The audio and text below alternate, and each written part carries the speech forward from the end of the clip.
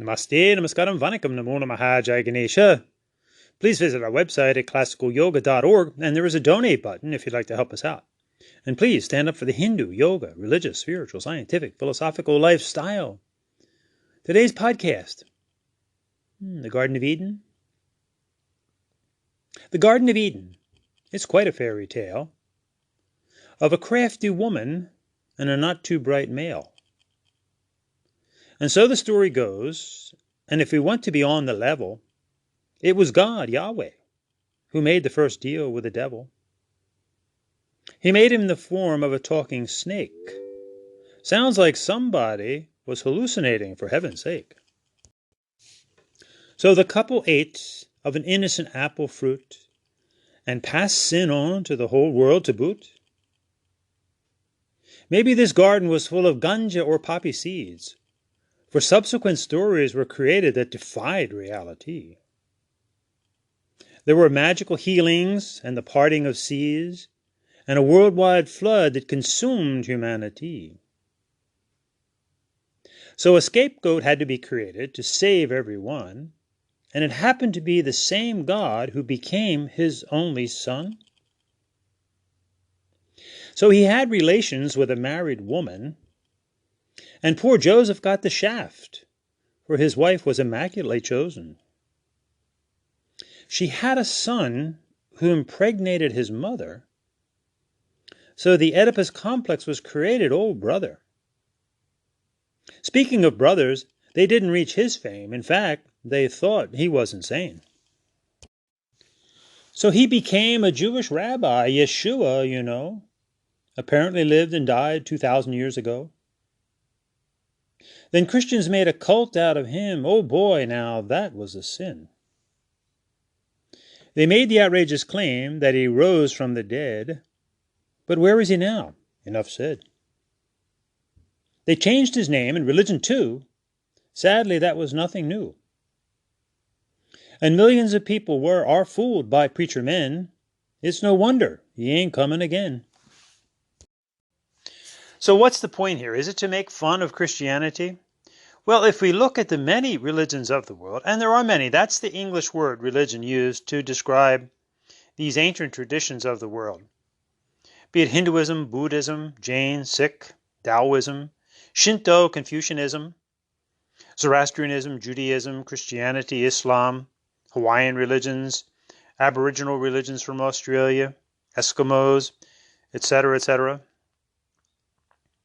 All these religions of the world have their stories, and we humans are storytellers. This is what we do.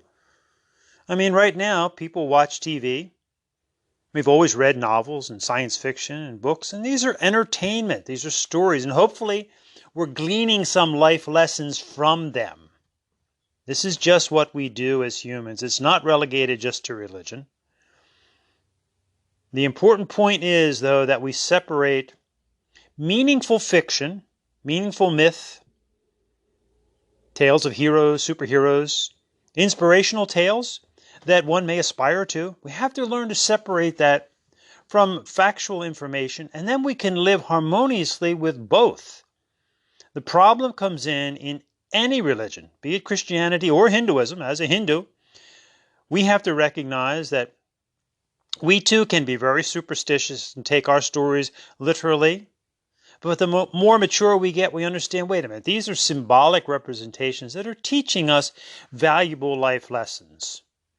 So did Hanuman really have a monkey face and a monkey tail and fly to Lanka and fly to north to get the herb to save Lakshman's life? No, this didn't really happen, of course. But these are symbolic tales. Maybe there is some historical evidence to parts of the story of the Ramayana, but we can't take all of it as actual fact. And that is where we get into trouble in all the religions of the world, and where skeptics rightfully look askance at religious people who take these stories too literally. And this is the formation of very cultic behavior. Remember, cult is not necessarily a bad word. It's actually where we get the word culture from. Cult is intense devotion to a particular person, idea, or thing. And by that definition, your spouse, if you have one, should be a cult figure to you, intense devotion to your spouse. So this is the essential meaning of the word cult. This is where we get cultures from, because people were intensely devoted to art, music, food, dance, that we have the specific cultures of the world. However, they can become negative, and especially when it comes to the idolization of a person, and especially related to the various religions of the world. They can become very negative figures. This creates the despot, if you will. And on close inspection, we find that the adoration of these cult figures is really just a power play. And again, this is just not Christianity that's at fault for this. We find this too, for example, in Hinduism with the cult of the Hare Krishnas, who firmly believe that Krishna is God, and they misuse that Christian term God, who created all things. Actually no different than what the Christians claim. And it's important that we come out of this delusion of this negative cultic worship. We can certainly have full devotion to a specific person, either living or in the spirit realm, if you will. And that's highly personal. Nobody can take that away from anybody. If they have an intimate inner experience of a spirit being, fine. But it's when we try to push that on others, those of a like mind, yes, okay. But if we try to push those, especially invisible figures, on others, then we really suffer from serious delusions, which have resulted, unfortunately, in lots of violence throughout the ages. So religion can and should be a very powerful force in life, and it truly is, because over 3/4 of the world's population would consider themselves as religious. We just want to glean out the negative cultic aspects of it, the exclusivity, because obviously there are many, many religions of the world. There is not just one, and certainly not only one true one. If we use the English word religion, it comes from the root word religio, religare, which originally meant simply and profoundly trying to bind, to link, to tie, i.e. religio, to a sense of moral order, ethics, which with the little reflection shows that this is a common ground to get us through life in general, having some kind of an ethical code of conduct. Then later, religion became associated with the monotheistic religions, with Judaism, Christianity, and Islam. And then scholars use that term to define all of the traditions of the world. And when one looks up the word religion, they will find that it means adoration of God or gods. They use capital G and small g. And also systems of worship.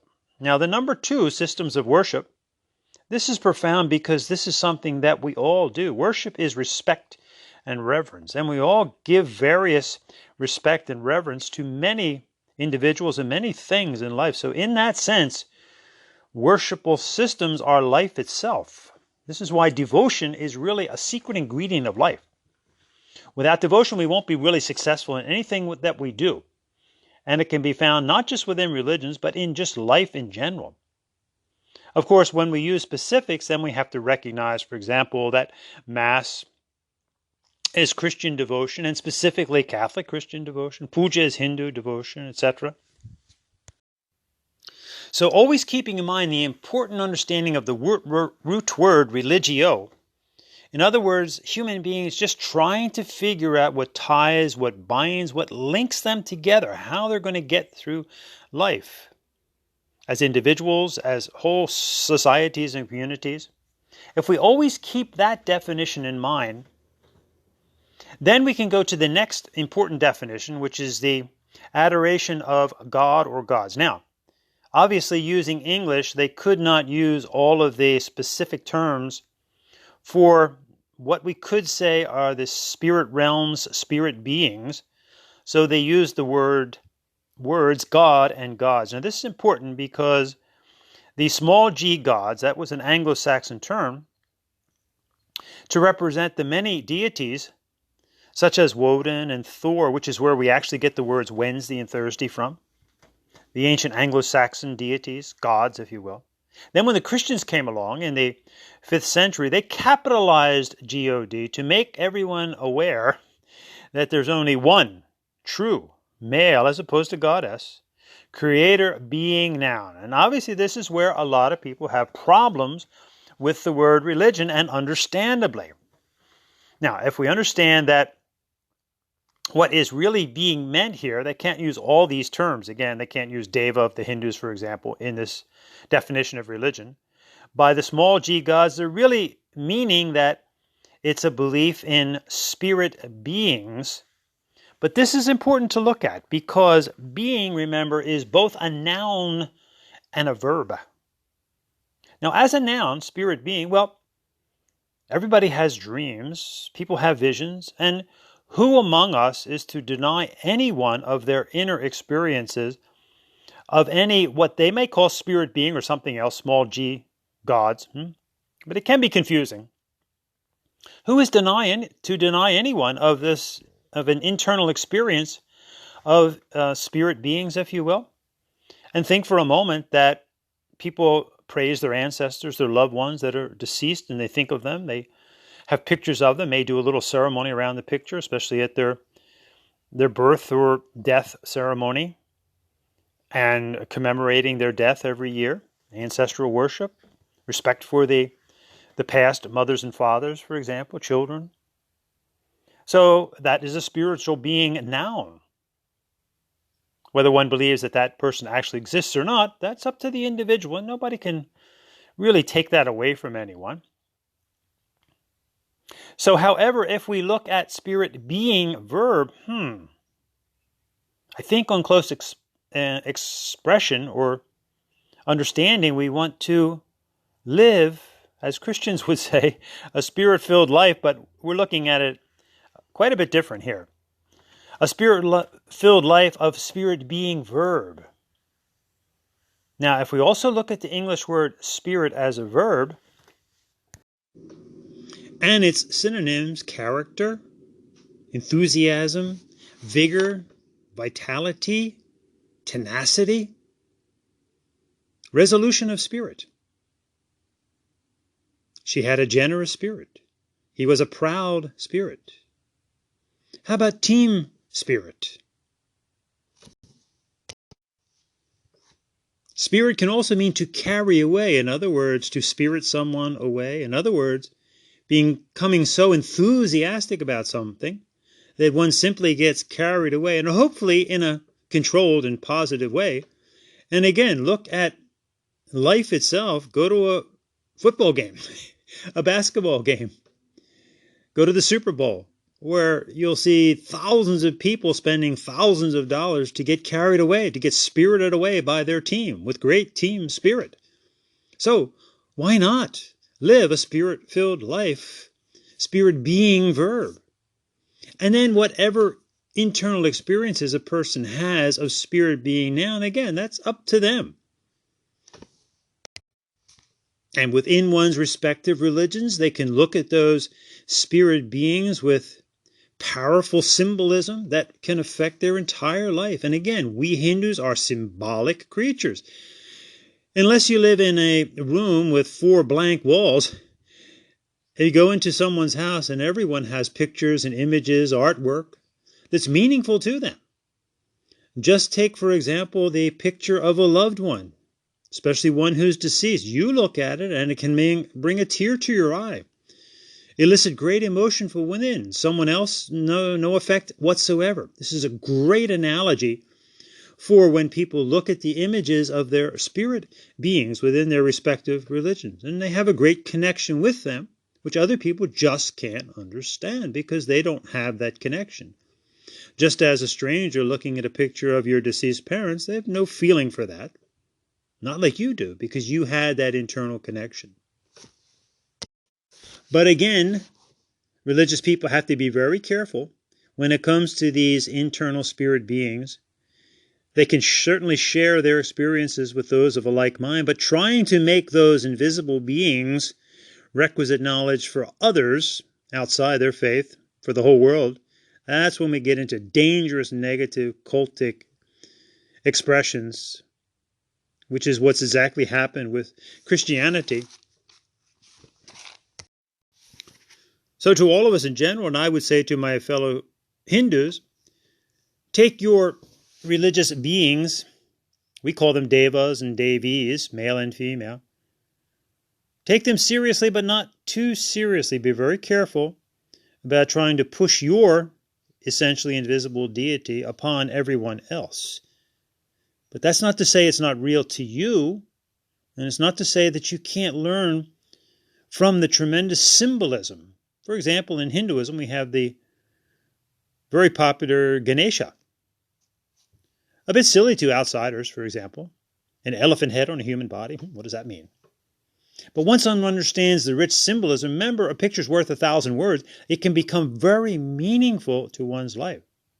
And again, this is what we humans do. Go in the room of a young one. Go into a young boy's room, and they may have pictures of basketball or football stars as their role models that one is seeking to emulate and to become. And as we think, we do become. Young boys and young girls often have hero worship, and it can be a good thing. Obviously, it can be taken to an extreme, but it can be a good thing if one uses that as symbolism to what they can become. So just looking at Ganesha, for example, for us as Hindus, he's a constant reminder that we too are animal, human, and divine. Work with those three aspects of your nature. And learn to get along with the other creatures. The elephants and humans work very well together. And for example, when we look at the elephant's trunk, it can do three things miraculously. It's strong and it's flexible and it's sensitive, which is symbolically telling us, just by looking at the figure, you too must become strong and flexible and sensitive. And then life is sweet. And speaking of our animal friends, to all of those except the very narcissistic, we have to admit that they have abilities that far exceed ours. So, in other words, superhuman powers, which is often a definition of religion too, which is valid. To anyone who takes a moment to appreciate and respect the animal kingdom. For example, there are jellyfish that are immortal, and thanks to YouTube, you can find out all the amazing abilities of our animal friends on the planet. If you remember, we're the last species to really emerge. They did well without us for hundreds of thousands of years, millions of years.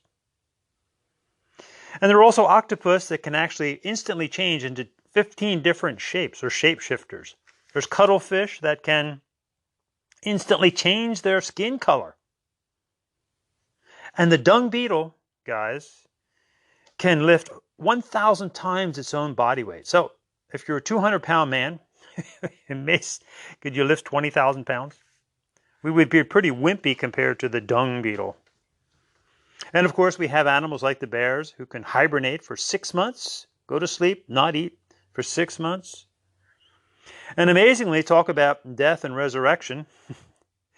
We have the Alaskan frozen frog that stays frozen for 7 months and then emerges again. Cryogenics. So Jesus was not the only one to rise from the dead. So remember, folks, we want to take our stories seriously, but not too seriously. Come on. But there was actually a Jesus lizard that walks on water. So this brings to mind the joke that Jesus walks into the bar and orders a glass of water. So remember, folks, we have to separate fact from fiction, from myth, and learn perhaps from the symbolism and the interesting stories. But again, as humans, we need to sometimes just take a breath, take a pause, and realize, well, wait a minute. In many ways, we're not the higher species. Other animals far exceed our 5 senses, for example. The shark's smell is 100 times that of the humans. Falcons, pigeons, their sight is twice as great as humans. Eagles can see a mouse from a mile away. Snakes can see infrared heat images. Even our cats have 6 times the vision that we have. Horses, elephants, dogs, cats, dolphins, rats, pigeons. They all have vision that is far greater than ours. and hearing as well. There are moths that can hear sounds 15 times higher than we can. Bats, of course, use radar echolocation. So in many ways, we humans are pretty inept. But also we have to recognize our place in this world. And it is we that do have this heartfelt compassion and love, inner spirit, if you will, that wants to help other animals and take care of them, something that they often cannot do for themselves or for their fellow animals. So this is really the humanity, the soulful nature that's within all of us, if you will. And we Hindus understand that. We call it the Atmana. It's literally not your mind, body, or emotions. It's temporarily residing in this body, mind, and emotion complex. And it is the reality of pure energy and light, the inner light and the experience of lightness. Heat, warmth, which is the human experience of love. We all share these inner essences in common, love, light, and energy. We often say, Om, this are we, with emotions, mind, and body. So why not live a spirit-filled life, having great enthusiasm for life, great spirit, team spirit, and see the spirit beingness of life, the verb, the vitality, and exploring all of life, all of its many areas, and be willing to question areas. Remember, all things that we humans create, including religion, obviously, is subject to our human frailties. We make mistakes as humans in all institutions, but we don't throw out the baby with the bathwater. So we educate ourselves and we enter into understanding and appreciation, of course, of the many areas of life: arts, music, dance, drama. So why not create our own Garden of Eden? In other words, an internal paradise that's open to all of us. Remember, our mind can be our best friend or our worst enemy. On how we live our life does this depend. We can enjoy our many areas of life of interest, taking it seriously, but not too seriously, and relevantly when it comes to our religions. Remember that your religion is not the way, and it's not no way or a universal way for all. It's for all who join it, of course. But please, your religion is a way. It's not the way. This attitude will go a long way in helping to counter those who are totally against religion, when essentially this is a basic part of being human. Remembering that essential word, religio, religare, we humans are just trying to figure out, quote, what ties, binds, links, unquote, us together. And we're all in this together. So as Hindus, we always end our satsangs and our prayers, if you will, sending out a love, light, and energy, if you will, to other human beings, regardless of who they are, and respecting who they are. Never confuse generalities and specifics. We're Hindus, but it doesn't mean we can't send out love and light and energy and respect to Christians, Muslims, etc., and non-religious people too. Why not? And respect who they are. As long as they respect you. It has to be two-way, of course. Win-win. But we always end with Sarvesham Swasthir Bhavatu, wishing all a sense of auspiciousness, awesomeness in life. Sarvesham Shantir Bhavatu, wishing all a relatively peaceful life. It's not always that way, right? But hopefully more peace than violence. Sarvesham Purnam Bhavatu, wish others a sense of fullness in their life, contentment.